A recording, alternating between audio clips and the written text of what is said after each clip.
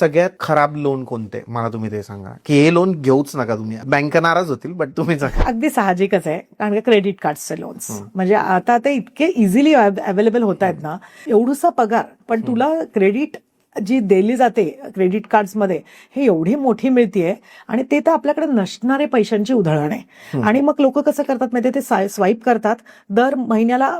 जेव्हा त्याचं बिल येतं तेव्हा आपल्याकडे तेवढे पैसेच नसतात ते बिल पेमेंट करायला, मग मिनिमम ड्यूज पे करणं. ते जे ट्रॅप आहे ना, it's so worst. Minimum due कसं हानिकारक आहे मॅम? जसं आता फॉर एक्झाम्पल तुला पेमेंट करायचं होतं 50,000, पण तुला मिनिमम ड्यू मध्ये फक्त 10,000 आले. 40,000 तू पे नाही केले. आता 40,000 हे चक्रवाढ दिवसाच्या व्याजाप्रमाणे डिपेंडिंग ऑन द क्रेडिट कार्डचे जे पर्सेंटेजेस 18 ते 36%, 18 ते 36% ते तुझं मल्टिप्लाय होत जातं. आणि it is such a bad trap की आय हॅव सीन क्लायंट्स ज्यांनी क्रेडिट कार्डचे हे ड्यूज रेग्युलर न भरल्यामुळे नंतर पर्सनल लोन उचललं, नंतर गोल्ड लोन उचललं, आणि असं करत करत जे जमिनीवर होते ना ते लायबिलिटीज मध्ये घुसले.